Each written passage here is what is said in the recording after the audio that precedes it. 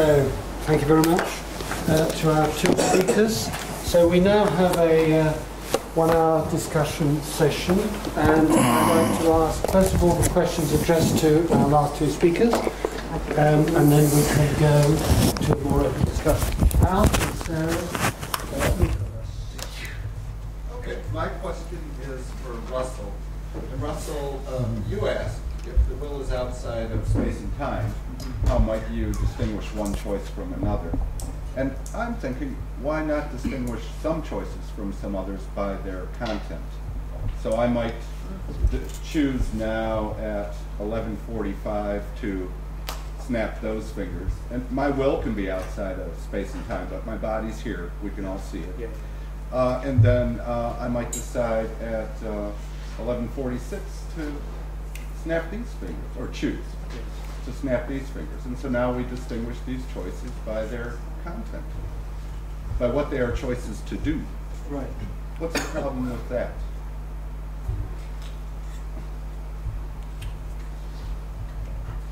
I have to think about this, but certainly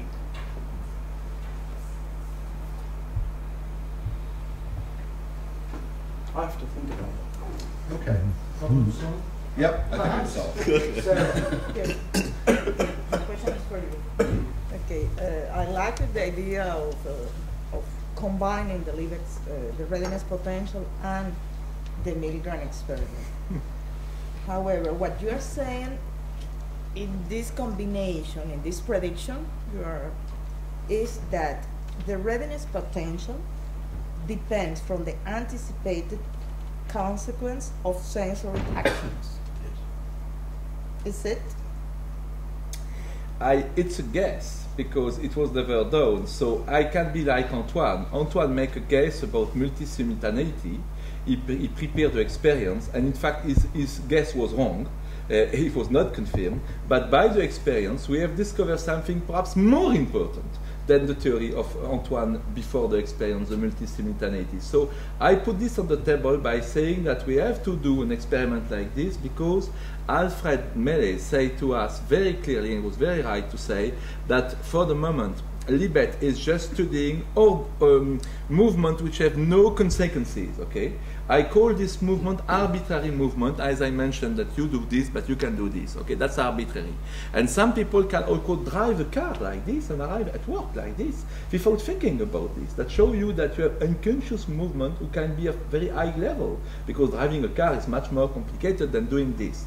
So my way is I want to investigate the possibility to do some movement which really matter, which really put the behavior of the people in big trouble, okay? And so we have to see what will arrive.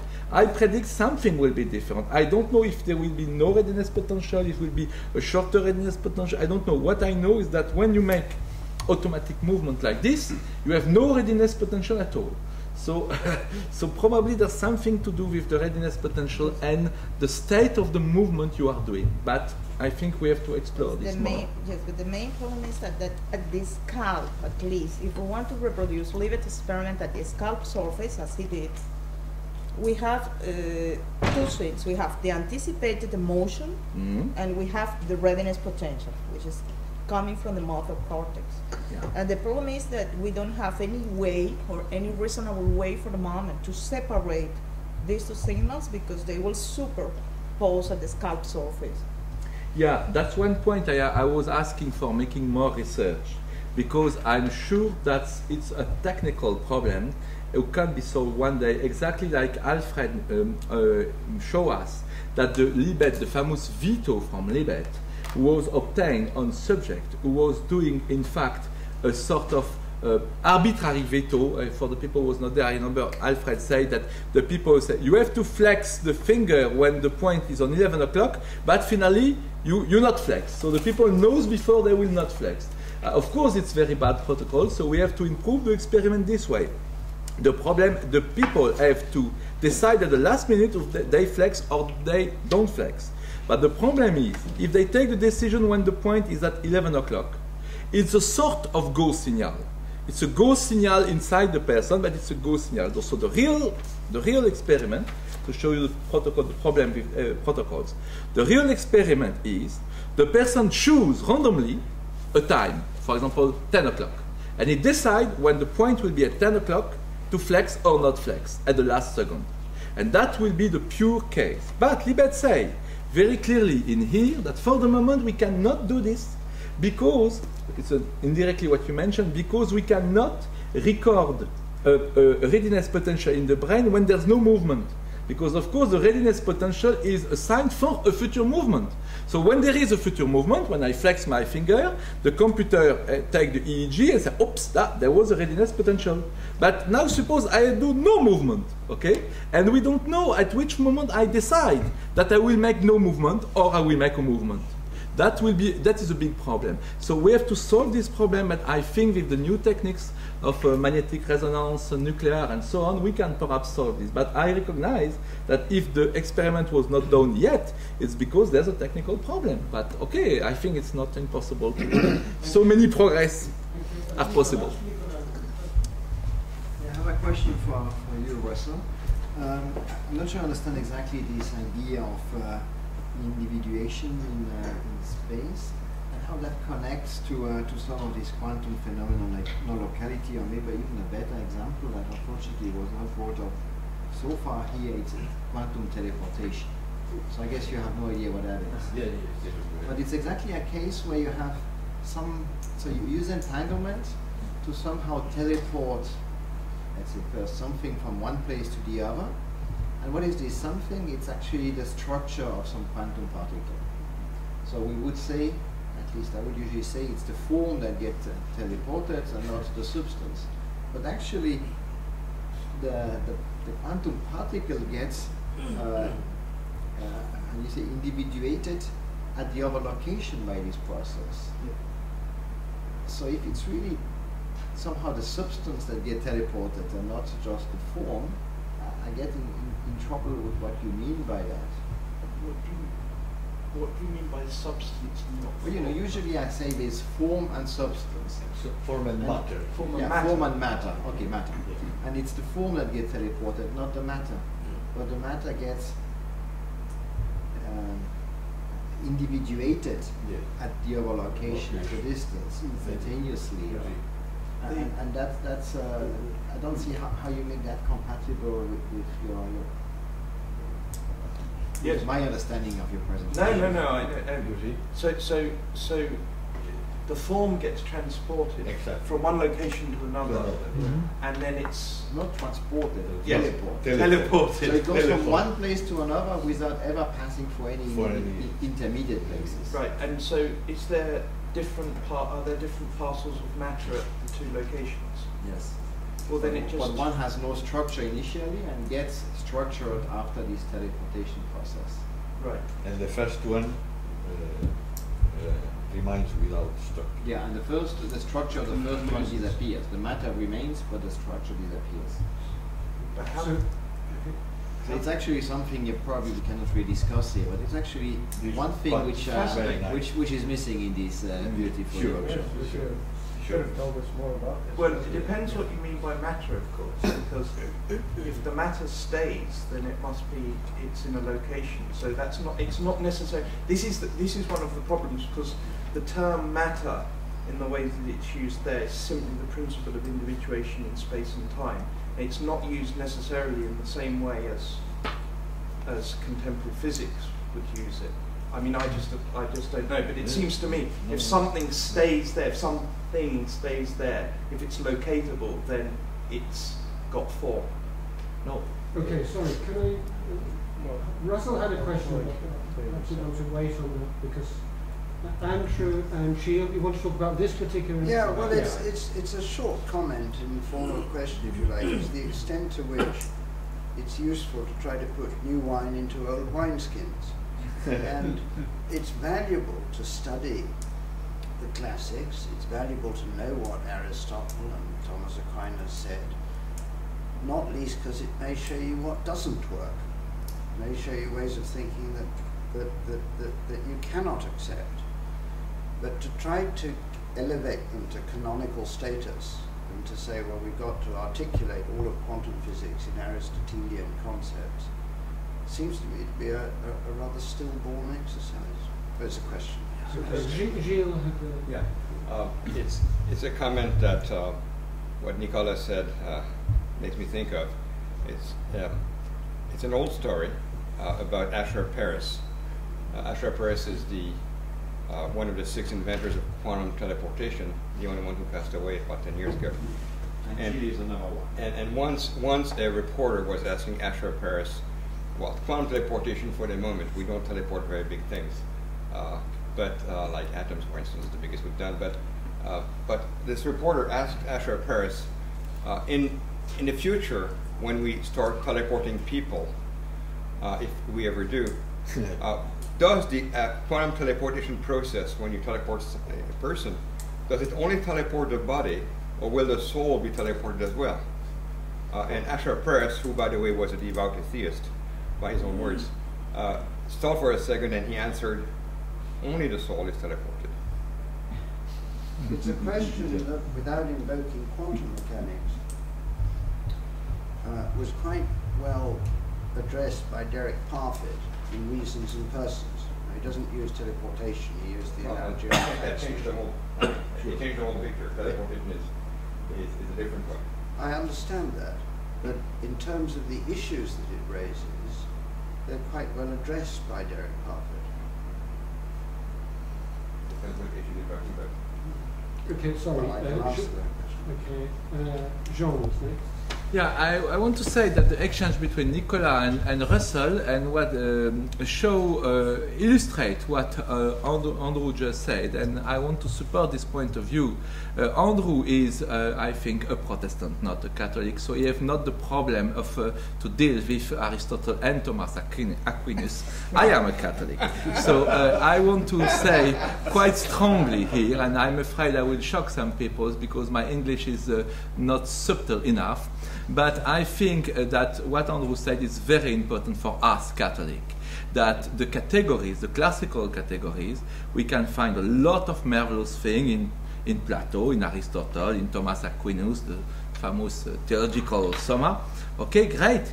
But we have to adapt this. We have not to make the mistake to be struck with this past idea. That's very important. Why it's very important? Because as I try to explain, there's a new revolution, equivalent to the Galileo revolution, which changed our worldview. Okay, so the question is how different religion and tradition and culture will adapt to this. And it will be a pity, despite I have a lot of friends in Protestants, that only the Protestant or the Buddhist can take opportunity of this and not the Catholic. And I have, some of you know, I was behind the STOCK project, the Science, Theology and Ontological Quest. I was in fact at the origin of the first grant given by Templeton to the Vatican, okay? So I have teach in many pontifical universities, and everywhere I saw the problem. So, oh yes, but what you are teaching about quantum physics, it's a little odd for our categories coming from Thomas Aquinas. And I think it's a huge, huge, huge problem for us. So we have just to say, okay, Thomas Aquinas was great, but now please look to the future. And I think it's very important for the Catholic Church. If we are not doing this, the risk is terrible. You cannot imagine how big the risk is for the Catholic Church. Russell, do you want to Well, you know, this is the type of thing that they were saying in ethics and in sort of 20, 50, 60 years ago, and there's been a huge revival of these categories. It's not that the categories stay the same or they remain unadjusted. It's the idea that if they have some truth in them, and if they have had in the past great assimilative power, it would suggest that they do have some truth in them, that it may be possible to adapt them in a way which mutually enriches both the new insights which experimental science is giving us into the physical universe, and the old philosophical categories, and bring them together. You don't just sort of leave them. I'm not saying you just sort of apply them without adaptation. And in fact, there's a huge revival of interest in the philosophy of nature, Aristotelian philosophy of nature. One of the leading philosophers of science, Nancy Cartwright, who's certainly not a Catholic, argues very strongly for an Aristotelian approach. I could mention a number of other people. So this idea that just because certain empirical observations in Aristotle's works were wrong, that you can throw out his whole philosophy of nature is absolutely bizarre. One of the great errors of modern philosophy, seems to me, one of the great sort of wrong turnings in modern philosophy and in modern philosophy of nature has been getting rid of formal and final causality. And actually we're finding now increasingly that you have to go back to some form of formal and final causality. So I think this is just, I think it's just rank prejudice. Yes, well, I think there is, one has to distinguish. There is, in my opinion, let me begin with this. I am most inspired in my theories by Thomas Aquinas.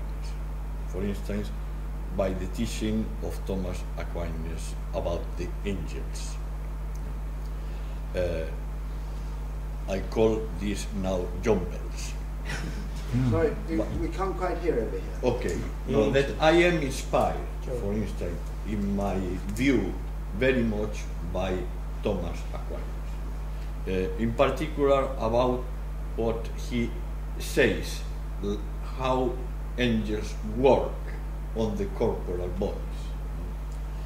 And interestingly, for instance, in a question of the theological sum, he makes this statement: nothing in the corporal world happens without the government by the angels. When I tell this, or I put this idea in an article like this of classical demons and quantum angels, the most opposition I met comes not from physicists, but rather from theologians. Why? Because they abhor to speak about this kind of beings acting in the world.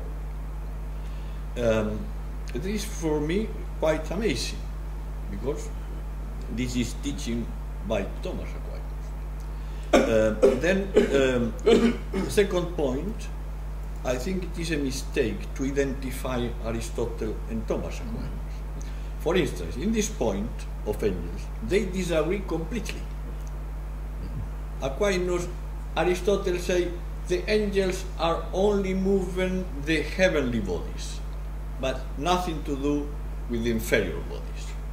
This was a big, in my opinion, mistake, which provoked the Galilean case.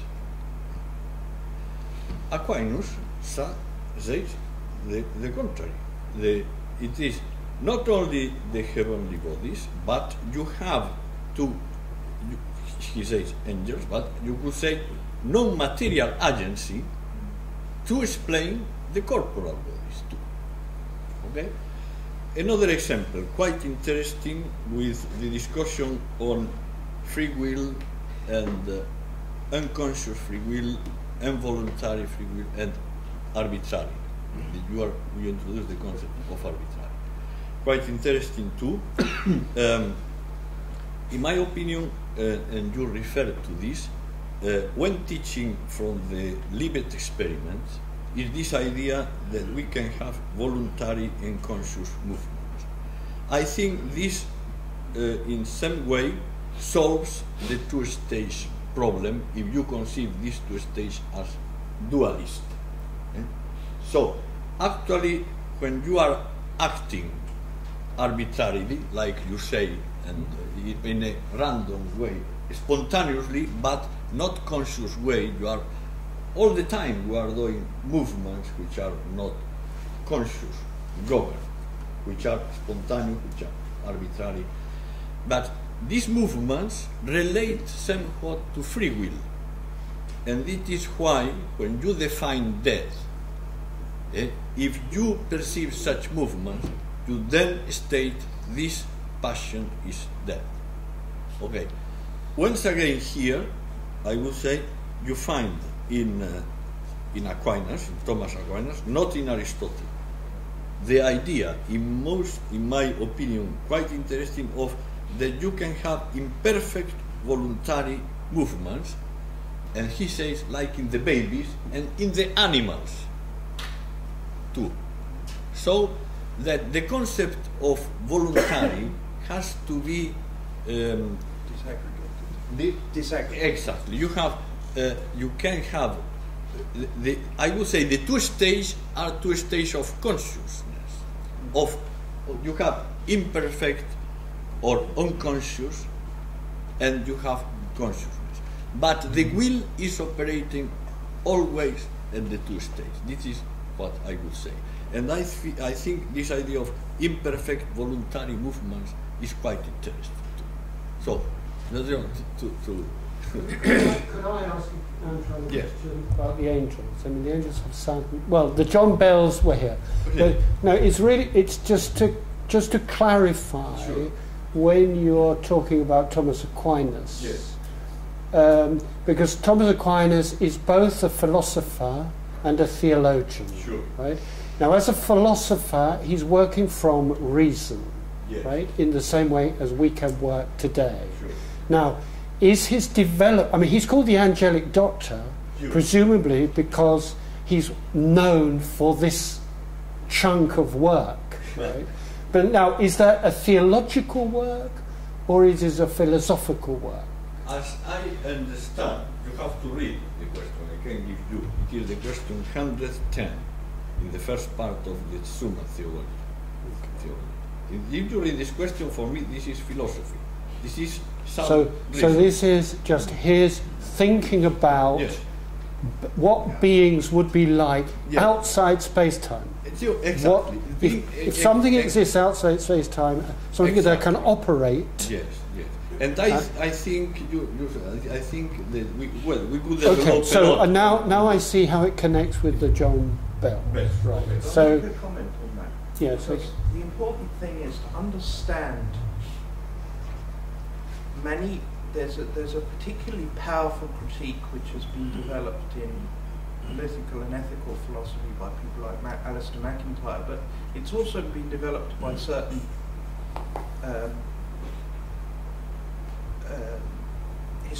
other historians of philosophy. The idea that actually in many ways, many of the philosophical categories of modernity result from partial rejections of a synthesis which was, to put not too fine a point of it, exemplified in the work of Aquinas, because Aquinas was not just Aquinas. Aquinas was actually, his Summa was a great synthetic project. So in many ways, you sort of have, in the process of the formulation of subsequent philosophies, there's a sort of this partial rejection and defining both the implicit and explicit of themselves against what went before. Now, it seems to me that when you come to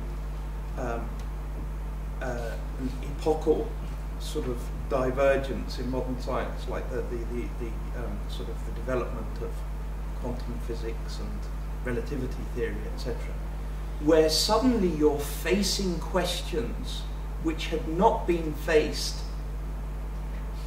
since the time of the medievals, it's not unnatural to go back and to see what they did with the questions, what answers they gave. You don't need to say that you're going to give exactly the same answers, but they are dialogue partners, and nobody would pretend that they weren't very reflective, systematic, intelligent thinkers. So actually, when we have problems, we often look round for resources which can help us solve them. And I think this is what probably, and so I wouldn't necessarily go all the way with Antoine, this is probably what inspires Antoine, to go back and to see what resources he can find, thinking about concepts of going outside space time. Well, I agree, and what my aim, what inspired me is bringing together people like you with people like Nicola and with people like Andrew, so that you can communicate with each other. I think this is most important in order that we can get a new philosophical thinking, and also scientists that know how to reflect about what they are doing. This, I think, is very important. Thank you. Jean had a question. Yeah. I want first to mention that, of course, I'm not saying that all the things from Aristotle or Thomas Aquinas are outdated or we have not to study this. Of course not, especially in biology. Another very important thing, evolution of life. I was very interested in the fact that many top biologists today make reference to Aristotle, to his idea of the form, and so and so. So of course you can find different way of things, a different place where the ideas of Thomas Aquinas, Aristotle are very important. Okay. Great, but what my point was just to say attention to the what we say in France, la pensée unique. That means we must have space for different way of thinking. For example, I'm afraid today that in the Catholic Church, especially in Europe, there's not enough thinking about Platonism, despite Thomas Aquinas was for a part a little Neoplatonistic thinker and not only an Aristotelian thinker, of course. But for example, I think today that to receive all the richness of these new ideas, you have to just go a little further than what we are doing today in the Catholic Church, because I know how prominent is the neo-Thomistic ideas and so and so. So it's why I just want to make a sort of warning. Be very careful about this, because you can really be in a situation where you have no conceptual framework to receive something which can be very, very important for all the religious faith, and so the Catholic must be on the front run. Okay, and so, not on the so last no, one. I'm not a representative of the Catholic and so I'm not, you know. You're Catholic, no? Yes, I am, but Yeah, I'm not a representative. When I'm talking about these issues, we're talking about on a philosophical basis. I mean, it's not, you can't be tarred with the same brush as sort of necessarily as your co-religionists in this respect. Okay, I think it's so not a, Robert, you had a question Well, or a comment? I want to say that there are different ways to go back to the ancients. I do myself. I've argued today that the notion of will from the medievals was lost in modern times. And so there are different things to go back to. Angels is a bit out of my class, I must say. But Aquinas is very important in my own thinking about these matters in regards to the whole question of incommensurable values and looking in the world in different ways. De Malo, for example, is one of the greatest works on free will ever written, and it's very seminal. But to me, it led to a view like mine, which is different than theirs. So you can do different things with the ancients. That's my point. You know, it depends on what you choose. And my thought was to relate them to modern science in the way I have tried to do, so that you can come to a different place, even if you respect the ancients and you think that modernity has gone wrong in many ways, as I think it has. So I agree in general with this point, but you have to also, and I agree with Jean, accommodate it to the modern world, and that includes modern physics and other things, which is what I tried to do. So it's rather interesting that we can all believe that there's something there and come to a very different place at the end of the story. Similarly, with Aristotelian form and matter, I think it's still with us. I think formal cause and final cause are still with us in many, many ways. And I think Bob and I have talked about this a number of times. This notion of information is picking up a lot of what was in Aristotle's notion of form, and we have talked about that many times, right? And that's certainly an idea that can be accommodated to the modern world. I agree in general that let's not forget the ancients. They were onto something. There are ways that we have gone wrong in modernity on a number of things. But we might agree on that and end up in different places. Yeah. That's my point. Al. Yeah, I want to switch back to Jean's paper, if that's okay. Yes, I found that perfect. Okay. So one thing Jean suggested was an improved limit experiment. In the experiment where you flex whenever you want, you have no particular reason to prefer one moment over another, And John thought, well, let's make it ecologically relevant, we sometimes say. And so he wants to use the Milgram experiment. Now, for one thing, it'd be hard to get that by ethics courts. But then there's Sarah's point that you're going to activate emotional centers and it's going to screw up the EEG. It's going to be hard to get the EEG focused where you want it, or to be coming from where you want it to be coming from.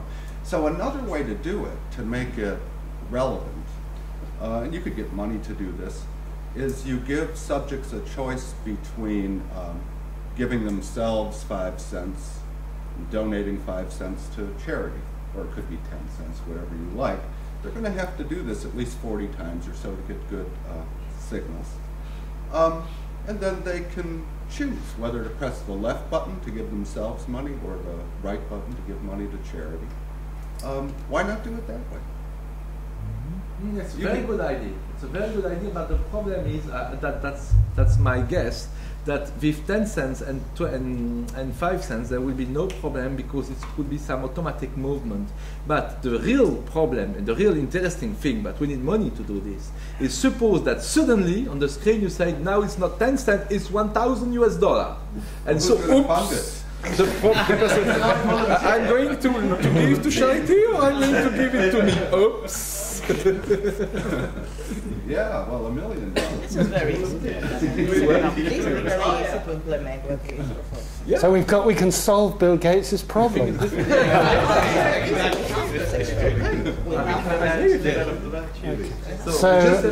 So, Lewis. Just to add on, behavioral economists looking at experiments in the lab have solved that problem, as it were, by running experiments in countries where they have very unfavorable dollar currency. I'm serious. And one of the things that they've actually confirmed is that even increasing by 1 or even 2 orders of magnitude rewards compared to experiments made in the US, many of the results have made the same, which I think in itself is a very interesting result. Oh, you know, there's a special game developed by Martin Novak in Harvard, I think, about this. It's a sort of selfish game. That means you have to decide how part of the money you are going to take. For example, you can take 50%, 20%, or 80%. But after there is another person who will have the rest of the money. For example, if you take 80%, he will have 20%. But he can just veto the process, and so you lose everything, and he loses everything. So it's a very interesting test about selfishness, because suppose I take 80%. Now you are in front of 2 situations. You have to have 20% of the money, or you are furious against me. You will press the button that you lose everything, but I lose everything. And you know what? The answers are very different in some civilization from the island in the Pacific or things like this, because in some of the civilizations, some people take only 20% and want to give 80% to the other, because it's what the famous Marcel Mauss, the economy of the giving, I study in the Pacific Island. You have some people who are going to give things to the other, but the other return the next year to them. Okay, there's a whole circuit in the Pacific Island. It was Marcel Mauss who have studied this in France, and it's very interesting. So in this society, people give 80% to the other, but we theoretically we take 60, 70. So there's a lot of fascinating studies, and perhaps if we can adapt also these studies to this experiment you propose. This is a trust game. This is yeah. This So we have this data. So general questions. Any more questions to today's speakers? Data on 32 subjects with EEG. Any more questions? Can I go back to the first half? Yes, please do. So this is the first time that I've been exposed to these 2-step kind of theories of will.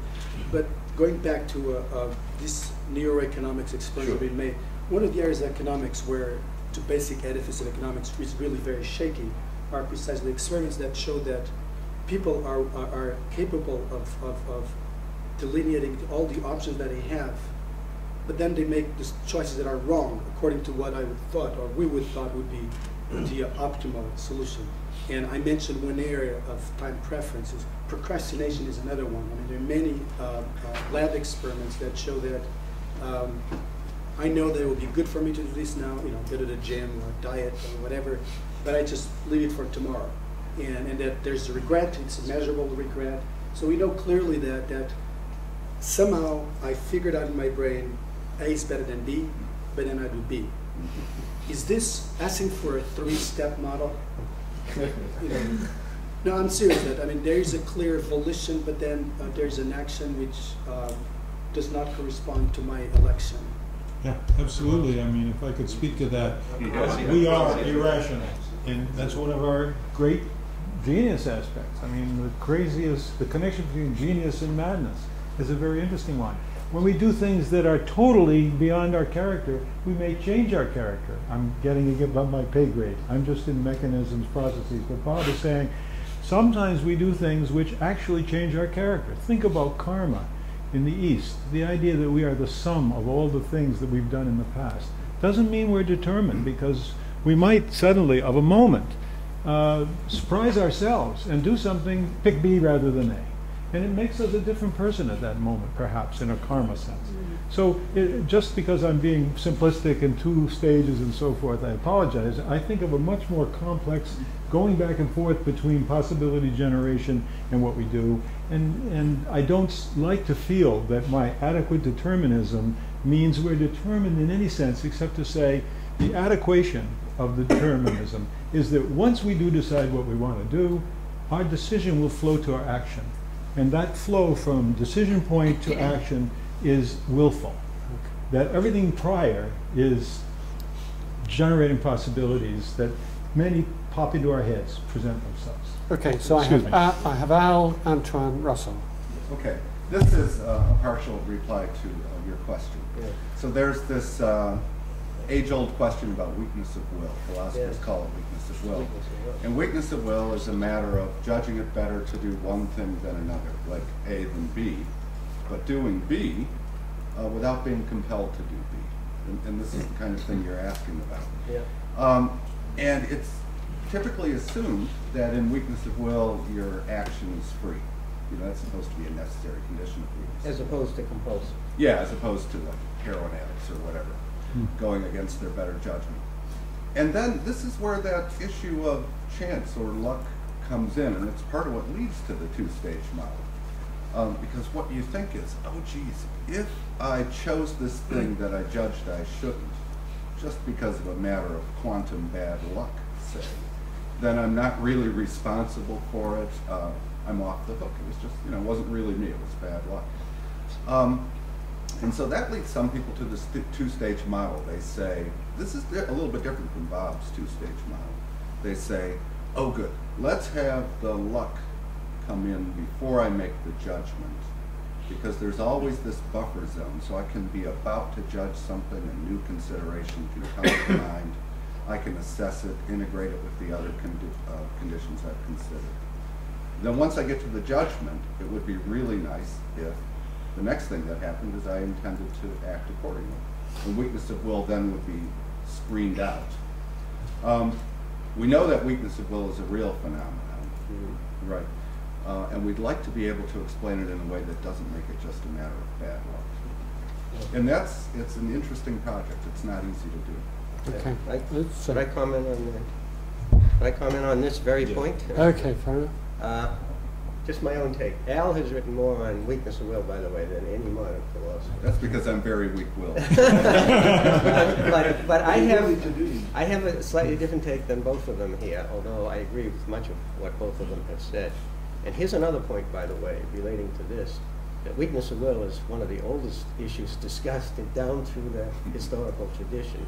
And the question has always been whether it is rational and whether it is compulsive and so on. But my suggestion is to add a little twist to what they've said, and that is, might be helpful for your economic stuff as well. I think we have different perspectives within ourselves, and some things can appear to be more rational than others from one perspective, say the moral one, but the other thing can look more rational from a different perspective. In other words, we have different rationalities within us, and that is why I believe the medieval idea that the will is superior to the intellect, which is held in some, not by others, it's a big debate, is because the will is super rational in the sense that it recognizes that we have different internal rationalities, and the will has to choose among them. And that choice is not always a rational one, because there's no all things considered right choice. Because there's a right choice from the point of view of your judgment, as Al said, but there's also a choice from the point of view of some other point of view, your self-interest, your need to make a decision right away, or whatever. And so if you could imagine that we have different internal perspectives, from each of which something can appear rational, and yet you can't decide what is, rational, period, then each choice can be rational. Mm-hmm. And even though weak. The question is, how do you prevent from becoming tautological? Well, I can always express that something is rational. But I think it might be quite relevant to your economic thing, because I think if we look at economic actors as having many different rationalities going on inside, we can explain some of their very peculiar behavior. And I think that's true also, by the way, of political voters, who often seem utterly crazy, especially nowadays. Well, I think we should So, have children also, because I there's have- sort of a growth of will. Yeah. And an infant, is quite different from a 2-year-old or a 4-year-old. That's right. So And that Antoine, development is important. Yes. Antoine and Russell, then Thanks. Russell. I have a question to the two-stage model. Mhm.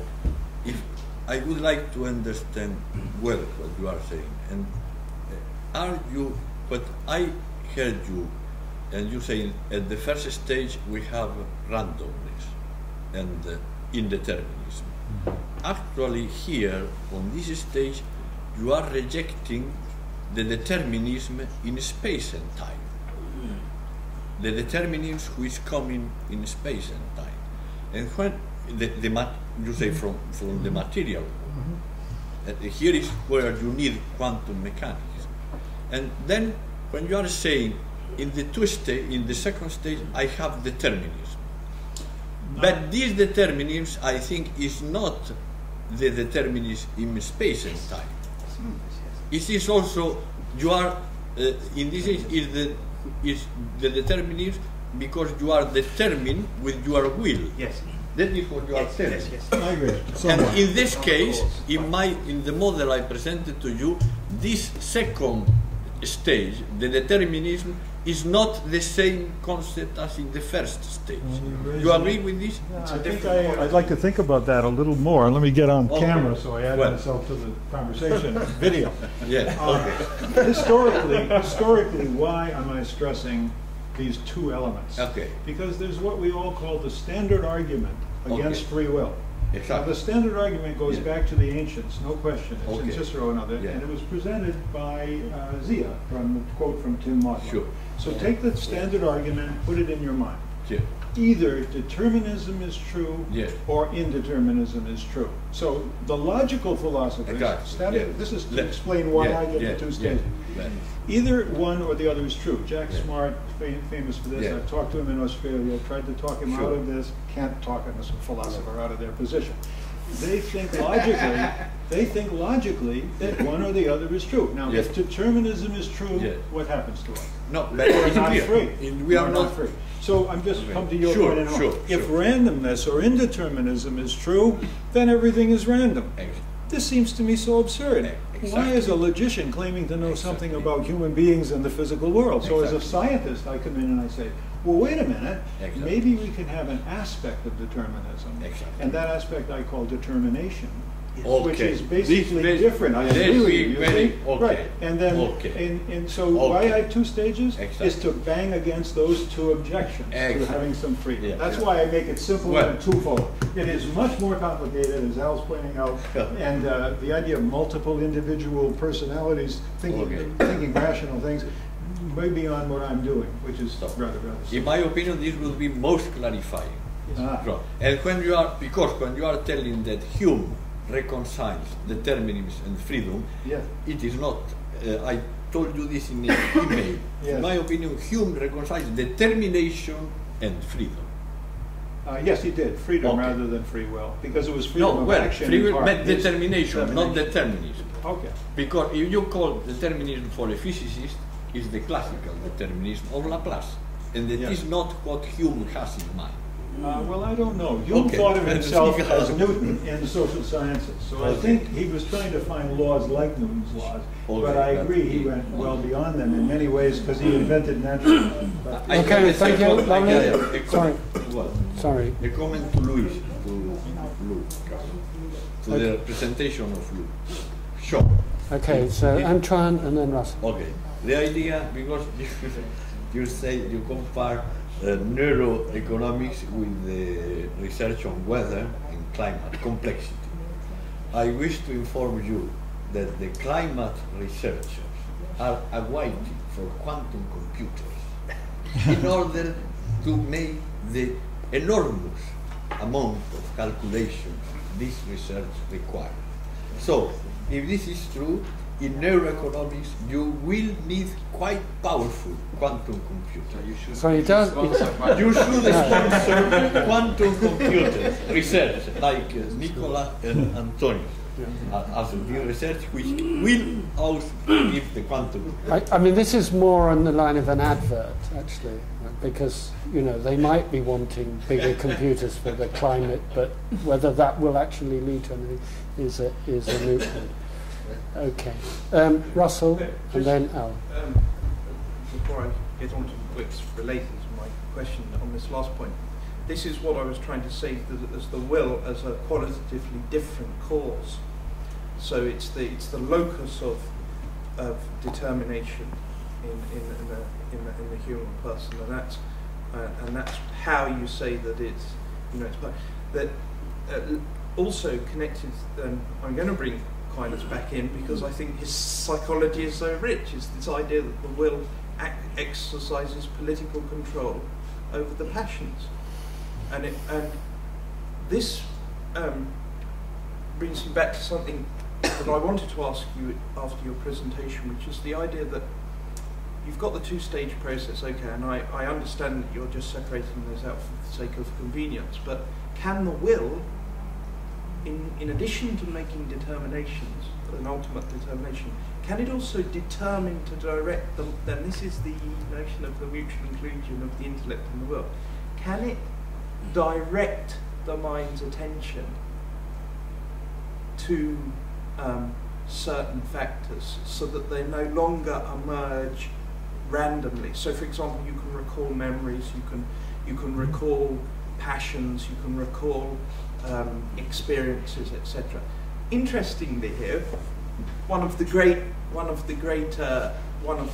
personal psychologists of the tradition, which is St. Ignatius, would always say the strongest, the best way to fight a temptation is to root it out when you first begin to detect it.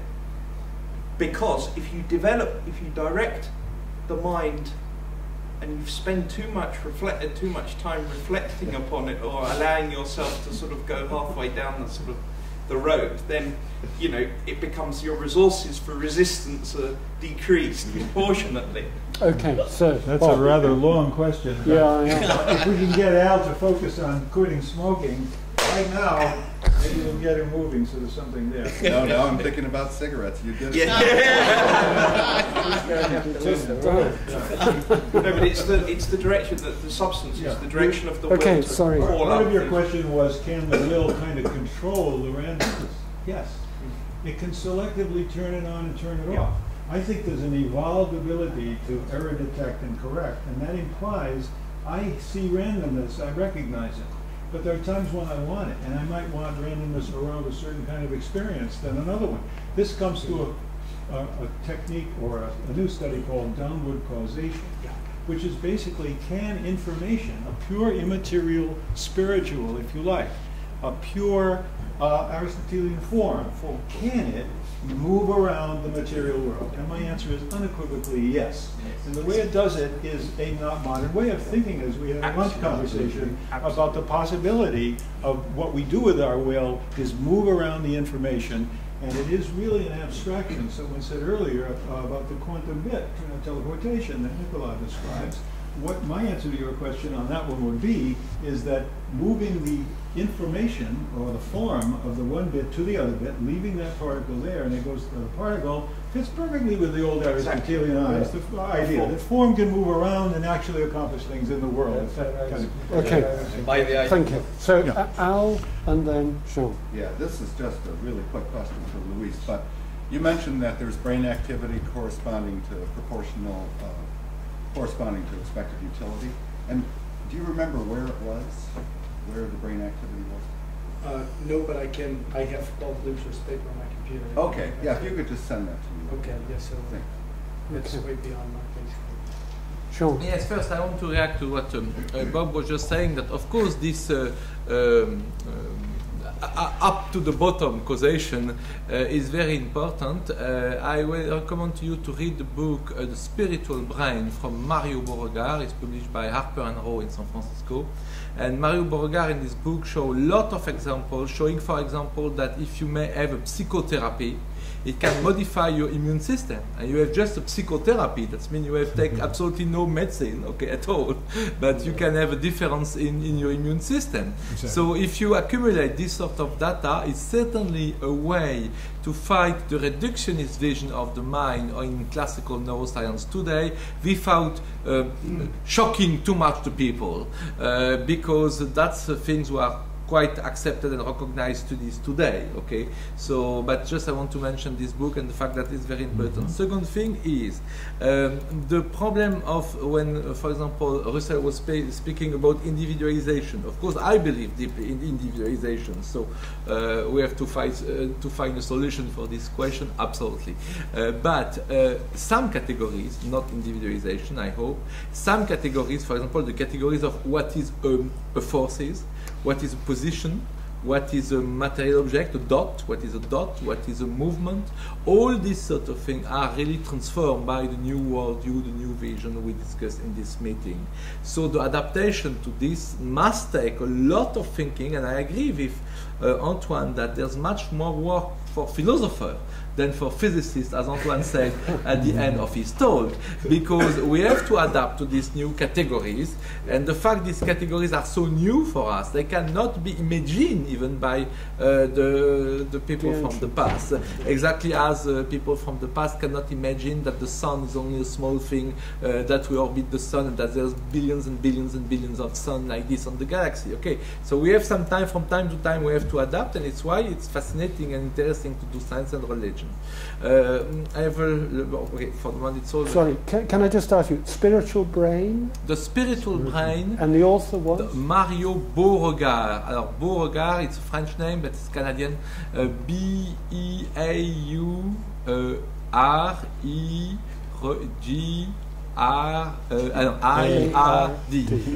My spelling in English is worse than my English. Beauregard. Okay, thank you. So, Peter, could I possibly say something about Aquinas when we can close the book on Thomas forever?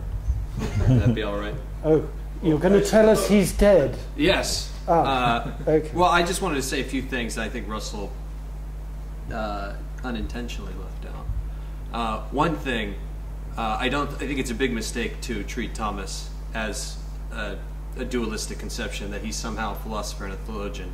Thomas would have not understood himself as a philosopher. He was a theologian, and if you're trying to understand what someone is doing in a project, you should understand the way they would have understood themselves. He understood himself to be a Christian theologian. So that's the first thing to deal with. I agree with Antoine that his theological speculations could be interesting for just talking generally about immaterial agency. But the issue of determinism, as Russell noted, in Aquinas, there's an ontological determinism. You cannot not choose under the good. So, under the form of the good. So, God orders you, in Aquinas' view, to the good. So, a certain qualified kind of determinism is evident within Thomas. However, the issue is that it's determinism for the sake of something. Now, when we get worked up as moderns on determinism, I take it, it's because people want to be able to choose between different alternatives. This is not a huge issue for Thomas. right? Because determinism in Thomas is for the sake of the good who ordered you, right? Which would be God. So, and in fact, this isn't just a position that Thomas himself held, right? So Thomas thinks that what is good is what is reasonable. Kant felt this too. I mean, I have a quote here from the Metaphysics of Morals. Freedom can never be located in irrational subjects being able to choose in opposition to his law-giving reason, since only freedom in relation to the internal law-giving of reason is really an ability. The possibility of deviating from it is an inability. So in this sense, one actually becomes less free when they're irrational, okay? So there's two senses in which we could think about freedom. One is about choosing among alternatives, right? And whether or not I choose this or that action.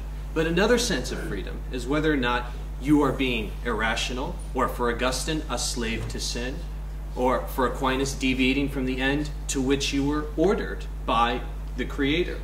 And I think, in fact, now to bring in another philosopher, slightly more notorious maybe than Aquinas, would be someone like Nietzsche, who views human excellence as consisting solely in the ability of the individual to assert his will in the sphere of action, such that the more powerful the will, the more excellent the person. Now, this isn't what Thomas himself would say, because, or Aristotle, because the exercise of free choice introduces the possibility of human excellence, but its exercise is in no way equatable with human excellence. And I'm almost done. I'm just going to read this last part. So, if on their view, man's freedom is teleological, its significance expands or diminishes by reference to its final end, human excellence.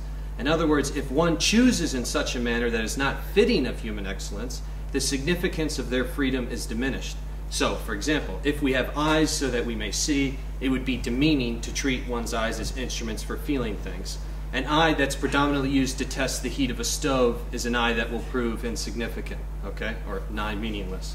Likewise, man's freedom to choose is only significant because free choice allows for the possibility of building character and increasing virtue, right? So even on this account, right, the possibility of choosing between intermediate ends, not the final end, allows you to increase in virtue.